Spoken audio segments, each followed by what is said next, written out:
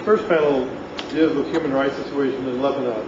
It is instrumental to what we are addressing here today, in particular with the case of Dr. Samir Jaja, and in general with the Lebanese people themselves. The erosion of respect for human rights as the first principle of civility was the precipitating cause for the disintegration of democracy in Lebanon. The restoration of a pluralistic democracy in Lebanon will follow a renewed commitment to respect for human rights. Without the underpinnings of the freedoms of speech, press, worship, and association, without the integrity of the rule of law, an independent and impartial judiciary, the flowering of democracy, as we have witnessed this past month, will be short-lived. The Western media has focused more attention on Lebanon since the assassination of former Prime Minister Hariri than it has for the past 15 years.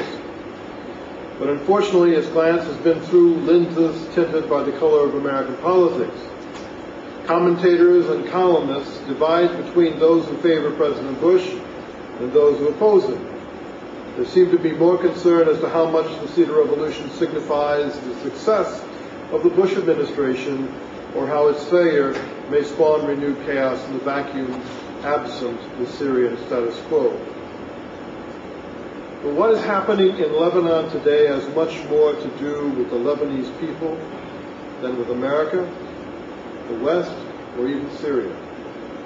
If Lebanon is to be independent, its sovereignty recognized internationally, governed by democratic aspirations and institutions, will be so because it exists that way first in the mind, the heart, and the will of the Lebanese people. Freedom is a word that can easily be erased by any despotic bully at any time. But it is also an idea that is eternal. People who desire to live together in peace with themselves, governed by the principles of democracy, respectful of the rights of every person, practicing universal human rights as fundamental, and who order themselves by the rule of law, will subject themselves to this desire alone, the desire to be free, resisting both oppressor from abroad and the spoiler from within. The case of the unjust arrest, political trial, and continued incarceration of Dr. Samir Jaja is iconic of the situation of Lebanon itself. It must free itself from a legacy of expedient political action, subversion of justice, and disregard of basic civil liberties. The Jaja case is, in a sense, a magnification of this legacy focused on one person. Amnesty International has issued an excellent report delineating how an independent judiciary was dismantled to achieve a political aim.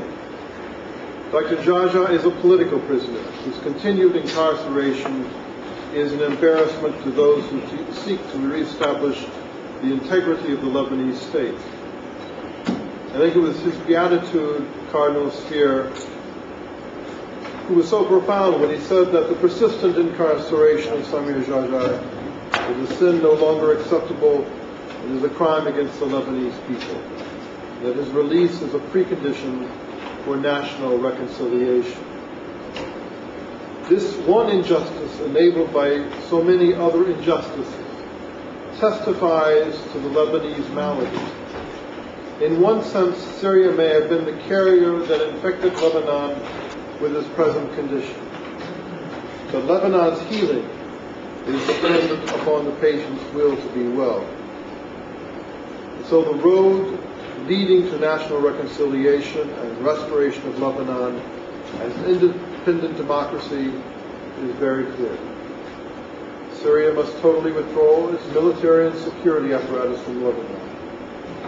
There must be an unfettered national election and the establishment of a course to reinstitute an independent judiciary. Political prisoners, especially as we are raising today the case of Dr. Samir Jaja and Girgis Kore, must be rehabilitated. If the basic rights of one individual can be so grievously violated, how secure are the rights for everyone else? Syria must account for the number of Lebanese citizens who have disappeared after being arrested. Those who remain incarcerated in Syrian detention centers must be rehabilitated. Hezbollah must disarm. The argument that it must be armed to defend Lebanon is a shallow reliance upon the threat of armed violence as a substitution for democratic engagement. And armed Hezbollah is a disaster waiting to happen. Those who have been charged for crimes against Lebanon, such as members of the militias, must be restored. Lebanon should reestablish the 1949 armistice with Israel and initiate further peace negotiations and economic relationships with its neighbors for the longer-term peace. And there must be a commission established for the very purpose of furthering national reconciliation. Creating the environment for the restoration of Lebanese democracy is worthy of Western support. In fact, Western support for the efforts of the Lebanese people is crucial. There have been so many instances in the past when the West has failed the people of Lebanon as they've tried to incubate a democratic movement. But this time it is different, not only for the Lebanese, but also for the West. There's a new paradigm which is operating in the Middle East. Prior to 9/11, political decisions were largely governed by geopolitical concerns about oil or about concerns for old Cold War alliances. But after 9/11, Congress and the administration began to understand that American interests must be broader. The Middle East, dominated by tyrants and terrorists, was destined to continue as a breeding ground of anti-American hatred and terrorism against it. So creating the conditions for a just and peaceful Middle East through the promotion of freedom and democracy is in the best interest of America. Flannery O'Connor wrote, "All things rising must converge." And so what we see today is truly a convergence.